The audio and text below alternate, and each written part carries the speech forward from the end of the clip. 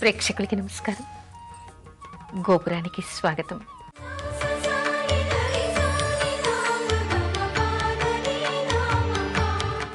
ఇంటిలో వేడి నీటితోనే స్నానం చెయ్యాలా?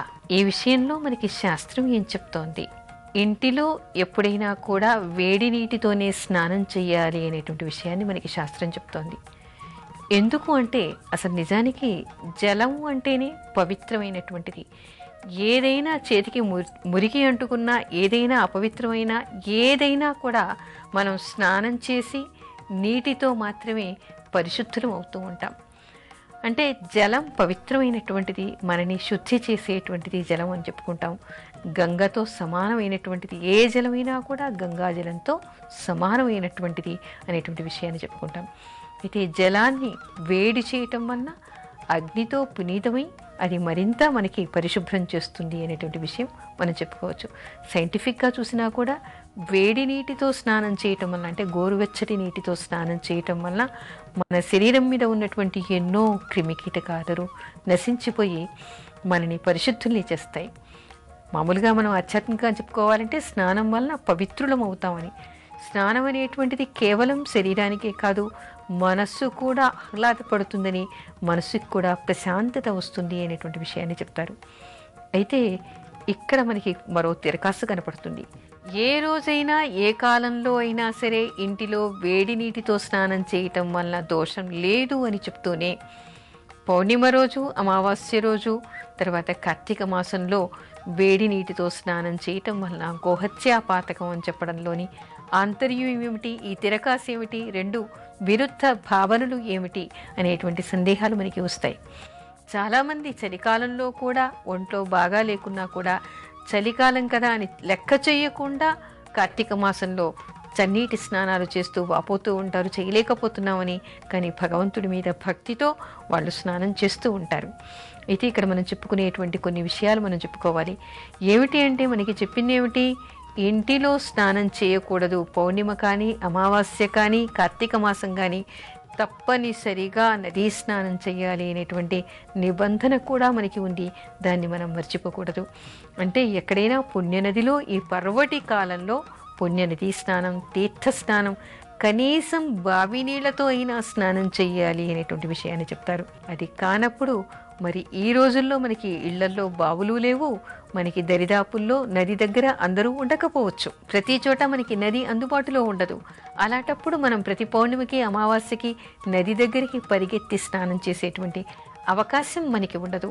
ఇప్పుడు బావులా లేవు, మరి ఏం చెయ్యాలి? దీనికి ఏమిటి మనకి ఇది నిషిద్ధంగా చెప్తున్నారు అంటే మనకి శాస్త్రం ఏం చెప్తోంది? ఇంటిలో చేసినప్పుడు వేడి నీళ్ళతో స్నానం చేయవచ్చు. అయితే ఇలాంటి వాటికి కొన్ని మనకి పరిధుల్ని కూడా సడలించినటువంటి విషయాలు మనకి కనపడుతున్నాయి. అదేమిటి అంటే వేడి నీటితో స్నానం చేసేట ఒక పాత్రలో ముందు శీతల జలం వేసి దాని మీద వేడి నీటిని వేయాలట. వేసి ఆ గోరువెచ్చటి నీటితో స్నానం చెయ్యాలి అనేటువంటి నిబంధన మనకి కనపడుతోంది. అదే కాకుండా ఏ ఉపవాసం కానీ, ఏ స్నానం కానీ, ఏ నిబంధన కానీ పాటించడానికి కొన్ని సడలింపులు ఉన్నాయి. అవి ఏమిటి అంటే బాల, వృద్ధు, రోగి వీళ్ళెవరూ కూడా వీటిని పాటించవలసినటువంటి అవసరం లేదు. పాటించకపోయినా వాళ్ళకి దోషం లేదు. గర్భిణీ స్త్రీలు, ప్రసవించినటువంటి స్త్రీలు కూడా ఈ నియమాన్ని పాటించేటువంటి అవసరం లేదు అని చెప్తారు. ఎందుకు అంటే వాళ్ళ ఆరోగ్య స్థితి దీనికి వ్యతిరేకంగా ఉంటుంది, దాన్ని భరించేటువంటి శక్తి వాళ్ళకి ఉండదు. కాబట్టి ధార్మిక శాస్త్రాలన్నీ కూడా పసిపిల్లలు కానీ, వృద్ధులు కానీ, రోగులు కానీ, బాలింతలు కానీ, గర్భిణీ స్త్రీలు కానీ ఇలాంటి నియమాలనేవి కూడా పాటించేటువంటి అవసరం లేదు అని ధార్మిక శాస్త్రాలు చెప్తూ ఉన్నాయి. అయితే ఇక్కడ వేడి నీటితో స్నానం అందరూ ఇంట్లో చేసినప్పుడు మాత్రం, అందుబాటులో లేనప్పుడు, అనారోగ్యంతో ఉన్నప్పుడు, మనకి పడదు అని అనుకున్నప్పుడు తప్పకుండా వేడి నీటి స్నానం చేయవచ్చు. దానివల్ల దోషం లేదు అనేటువంటి విషయాన్ని మనకి శాస్త్రాలు చెప్తూ ఉన్నాయి. మాఘ స్నానానికి నియమాలు ఏమిటి? మనం ఇంతకు ముందుకు చెప్పుకున్నాం. మాఘ స్నానం పుష్యశుద్ధ ఏకాదశి రోజు కానీ, లేదా పౌర్ణిమ రోజు కానీ, లేదా అమావాస్య రోజు కానీ ప్రారంభించాలి అని. అయితే ఈ మాఘస్నానం చేసేప్పుడు పాటించవలసినటువంటి నియమాలు ఏమిటి, ఇది ఏ విధంగా చేయాలి అనేటువంటి సందేహాలు కూడా మనకి వస్తాయి. మాఘస్నానం ప్రారంభించిన రోజుని నదీ తీరాన స్నానం చేస్తూ సంకల్పం చేసుకోవాలి. ఏమని అంటే, ఓ అచ్యుత అనంత దామోదర బిందు మాధవ, నేను మాఘస్నానాన్ని చేయాలని సంకల్పించాను. ఎలాంటి అడ్డంకులు లేకుండా నాకు ఈ స్నానం ప్రాప్తించేలాగా అనుగ్రహించు. నాకు దరిద్ర బాధల నుంచి నన్ను రక్షించు. నాకున్నటువంటి ఈతి బాధల నుంచి నన్ను రక్షించు. నాకున్నటువంటి కష్టాల నుంచి నన్ను కడతీర్చు అనేటువంటి సంకల్పం చేసుకుని విష్ణుమూర్తిని వేడుకుని ఈ స్నానం ప్రారంభించాలి అనేటువంటి విషయాన్ని చెప్తారు. ఆ తర్వాత స్నానం చేసిన తర్వాత సూర్యభగవానుడికి నమస్కారం చేస్తూ అర్ఘ్యమిస్తూ ఆయనని వేడుకోవాలిట. ఏమని అంటే, సూర్యభగవానుడా, నేను ఈ మాఘస్నానాన్ని ప్రారంభించాను. నాకున్నటువంటి పాపాలన్నీ కూడా 1000 ముక్కలయ్యి నేను చేసే ఈ జలంలో కలిసిపోవాలి, నా నుంచి పగిలిపోయేవి విడిపోవాలి అనేటువంటి ప్రార్థన చెయ్యాలి. చేస్తూ అర్ఘ్యాన్ని సూర్యభగవానుడికి ఇవ్వాలి అనేటువంటి విషయాన్ని మనకి ధర్మసింధుకారుడు చెప్తూ ఉన్నాడు. అంటే ఈ స్నానం మనం ఎక్కడ చెయ్యాలి? సూర్యుడికి ఎదురుగా నదిలో కానీ, సముద్రంలో కానీ, బావి దగ్గర కానీ, తీర్థంలో కానీ చెయ్యాలి అనేటువంటి నియమం ఉంది. అయితే ఇక్కడ మరొక విషయం చెప్తారు. ఇంటిలో కూడా వేడి నీటితో కూడా తెల్లవారుజామున ఈ స్నానం చేయవచ్చు అనేటువంటి విషయాన్ని చెప్పారు. దీనికి నిబంధన ఏమిటంటే, సూర్యోదయం కాకుండా స్నానం చేసి సూర్యోదయానికి అర్ఘ్యప్రదానం చెయ్యాలి.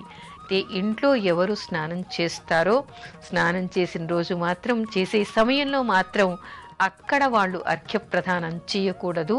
స్నానం చేసిన తర్వాత వీళ్ళేమిటంటే తడిగుడ్డలతో పూజలు చేయకూడదు.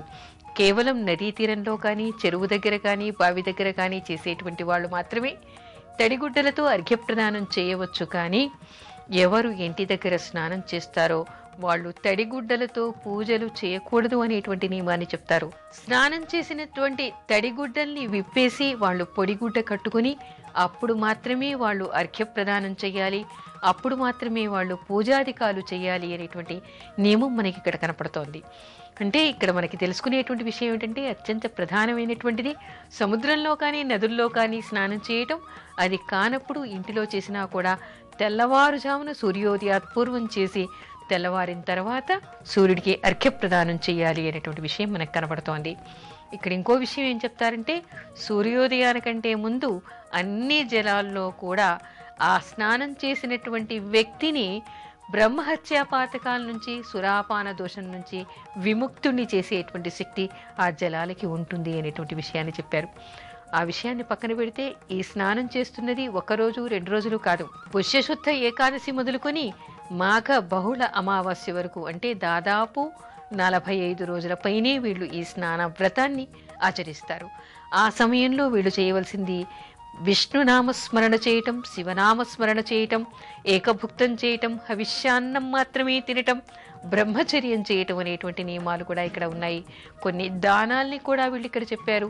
ముఖ్యంగా తిలపాత్ర దానం చెయ్యాలి అని చెప్తారు. అంటే ఒక పాత్రలో తెల్లని నువ్వులు పోసి దానం చెయ్యాలి అనేటువంటి విషయం కనబడుతోంది. మరో ప్రత్యేకమైనటువంటి విషయం ఏంటంటే, ఈ నియమాలు పాటించేప్పుడు, ఈ స్నాన వ్రతం చేస్తున్నప్పుడు ముల్లంగిని వీళ్ళు అసలు తినకూడదు అనేటువంటి నియమం కూడా కనపడుతోంది. ఆ ముల్లంగిని తినటం వలన సురాపానం చేసినటువంటి దోషం వీళ్ళకి తగులుతుంది. కాబట్టి ఈ వ్రత కాలంలో ఎంతకాలం ఈ స్నాన వ్రతం చేస్తూ ఉంటారో ఆ కాలంలో ముల్లంగిని తినకూడదు అనేటువంటి విషయాన్ని చెప్పడం జరిగింది. అందుకని ఈ సమయంలో ఇక్కడ ఏమిటంటే, మత్స్య మాంసాలు ముట్టుకోవడమే కాదు, ముల్లంగిని కూడా తినకూడదు. బ్రహ్మచర్య వ్రతం చేయాలి. రోజు సూర్యోదయాత్పూర్వమే వీళ్ళు స్నానం చేయాలి, ఏకభుక్తం చేయాలి, సాత్వికాహారం తీసుకోవాలి అనేటువంటి నియమాలు. ఆ తర్వాత సూర్యుడికి అర్ఘ్యప్రదానం చేయాలి అనేటువంటి నియమం. తర్వాత శివాలయంలో తిలదీపం పెట్టాలి అనేటువంటి విషయం కూడా మనకి ప్రత్యేకంగా ఇక్కడ కనపడుతోంది. ఈ నియమాలన్నింటినీ మాఘస్నానం చేసేప్పుడు, మాఘస్నాన వ్రతం చేసేప్పుడు పాటించాలి అని మనకి ఆధ్యాత్మిక గ్రంథాలు చెప్తూ ఉన్నాయి.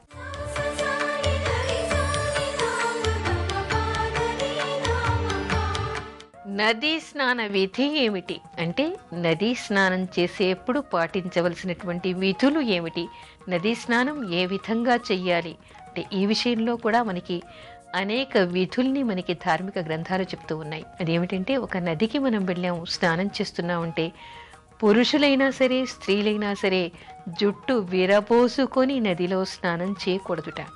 అంటే పురుషులకైతే పూర్వకాలంలో శిఖలు ఉండేవి, శిఖ ముడి విప్పకుండా స్నానం చెయ్యాలి. స్త్రీలు కూడా ఏమిటంటే జుట్టును విరబోసుకొని గంగా స్నానం కానీ ఏ నదీ స్నానం కానీ చేయకూడదు, కొనల్ని ముడి వేసుకొని స్నానం చేయాలి అనేటువంటి నియమ నిబంధనలు మనకి ఇక్కడ కనపడుతూ ఉన్నాయి. ఆ తర్వాత ఏమిటంటే అలా జుట్టు ముడి వేసుకున్న తర్వాత సచేల వస్త్రాలతో, అంటే మనకి ఏమిటంటే కట్టుకున్నటువంటి వస్త్రాలతో అదే విధంగా 3 మునకలు ముందుగా తల మునిగే వరకు కూడా 3 మునకలు వేయాలి. ఆ తర్వాత అక్కడ ఆచమనం చెయ్యాలి. ఆచమనం అంటే మనం మామూలుగా చేసేటువంటి ఆచమనమే అక్కడ చేసి ఎదురుగా ఉన్నటువంటి సూర్యభగవానుడికి నమస్కారం చేసుకుని అర్ఘ్య ప్రదానం చేయాలి అనేటువంటి నియమం మనకి ఇక్కడ కనపడుతోంది. ఆ తర్వాత ఎవరికి మంత్రోపాసనలు ఉన్నాయో ఆయా దేవతలకి, అంటే రోజు వాళ్ళు మంత్ర జపం చేస్తూ ఉంటారు కదా, ఆయా అధిష్టాన దేవతలకి ఆ మంత్రంతో జలతర్పణం వాళ్ళు ఆ దేవతలకి ఆ నదీ తీరాలు చేయాలి. ఎందుకంటే ఎక్కడ పుణ్యనదికి వెళ్ళినా కూడా తప్పనిసరిగా సూర్యభగవానుడికి అర్ఘ్యప్రదానం చేయటం, వాళ్ళ మంత్ర అధిదేవతలకి తర్పణాలు చేయటం అనేటువంటి విషయాన్ని వాళ్ళు మర్చిపోకూడదు. ఆ తర్వాత పితృదేవతలకి వాళ్ళు తప్పనిసరిగా అక్కడ తర్పణాన్ని చేసే తీరాలి. చేయకపోతే ఆ నదీ స్నానం చేసినటువంటి పుణ్యం వాళ్ళకి దక్కదు అనేటువంటి విషయాన్ని చెప్తారు. మరొకటి ఏమిటంటే పుణ్యనదులు అయితే కాశీ, ప్రయాగ, గయ ఇలాంటి చోట్లకి వెళ్ళినప్పుడు, నదీ తీరాలకు వెళ్ళినప్పుడు, పుష్కరాలప్పుడు వెళ్ళినప్పుడు కూడా ఈ నదీ స్నానం చేసినప్పుడు తప్పనిసరిగా శ్రాద్ధకర్మను కూడా నిర్వహించాలి అనేటువంటి విషయం చెప్తారు. అంటే శ్రాద్ధకర్మ ఏ విధంగా, మామూలుగా అయితే తిథి రోజు మాత్రమే సంవత్సరానికి ఒకసారి వాళ్ళ పెద్దవాళ్ళకి తిథి కార్యాన్ని చేస్తూ ఉంటారు. కానీ కాశీ, గంగలాంటివి, ప్రయాగలాంటివి ఇలాంటి పుణ్య నదులకి వెళ్ళినప్పుడు లేదా పుష్కరాల్లో నదీ స్నానం చేసినప్పుడు మాత్రం తప్పనిసరిగా అది తిథి కాకపోయినా సరే ఆ నది దగ్గరికి వాళ్ళు ఎప్పుడు వెళతారో అప్పుడు తప్పనిసరిగా శ్రాద్ధకర్మను, తిథిని అక్కడ చెయ్యాలి. వాళ్ళ పెద్దలకి పిండ ప్రదానం చేయటం, తర్వాత తర్పణాలు వదలటం లాంటి కార్యక్రమాలని తప్పనిసరిగా చెయ్యాలి. అలా చేయకపోతే వాళ్ళకి ఆ స్నానం చేసినటువంటి ఫలితం కానీ, ఆ తీర్థయాత్ర చేసినటువంటి ఫలితం కానీ దక్కదు అనేటువంటి విషయాన్ని మనకి ధార్మిక శాస్త్రాలు చెప్తూ ఉన్నాయి. అందుకని ఎవరు నదికి వెళ్ళినా కూడా ఈ విధంగా స్నానం చేయాలి అంటారు. ఆ తర్వాత ఇంకో విషయం ఏమిటంటే నదిలో ఎవరు కూడా ఒంటికి సబ్బు రాచుకొని కానీ పిండి రాచుకొని కానీ స్నానాలు చేయకూడదు. ఇంటిలో లేవగానే పాచిగుడ్డలతో వచ్చి నదిలో మునగకుండా ఇంట్లో పరిశుభ్రంగా స్నానం చేసిన తర్వాత ఉతికిన గుడ్డలు కట్టుకుని వచ్చి మాత్రమే నదిలో మునగాలి. కేవలం నదిలో మునకలు వేయడం, ఆ తర్వాత తర్పణాలు వదలటం మాత్రమే అక్కడ చేయాలి తప్ప అక్కడ సబ్బులు, షాంపూలు, పిండ్లు పెట్టుకుని స్నానాలు చేయకూడదు. నదిలో ఉమ్మి వేయకూడదు. అక్కడ ఉమ్మి వేయటం వల్ల, అంటే కొంతమంది పుక్కిలించి నదిలో ఉమ్మేస్తూ ఉంటారు, అలా చేయటం వల్ల మహాదోషం అని ఎన్ని వేల సార్లు ఆ నదిలో వాళ్ళు స్నానం చేసినా వాళ్ళకి ఆ పుణ్యం దక్కదు అనేటువంటి విషయాన్ని మనకి ధార్మిక శాస్త్రాలు చెప్తున్నాయి. కాబట్టి నదీ స్నానం చేసేప్పుడు మనం నియమాలు పాటించకపోతే మనం పొందే పుణ్యం కంటే చేసే పాపమే ఎక్కువగా అవుతుందనేటువంటి విషయాన్ని అందరూ గమనించుకొని పవిత్ర జలాల్ని పవిత్రంగా చూస్తూ పవిత్రంగా కాపాడుకోవాల్సినటువంటి ధర్మం ప్రతి వ్యక్తి మీద ఉందని గమనించాలి. తెలిసిన వాళ్ళు తెలియని వాళ్ళకి చెప్పి ఆ జల ప్రవాహానికి ఎలాంటి కలుషితం కాకుండా చేసేటువంటి ధర్మం ప్రతి ఒక్కరికి ఉందని మనం తెలుసుకోవాలి.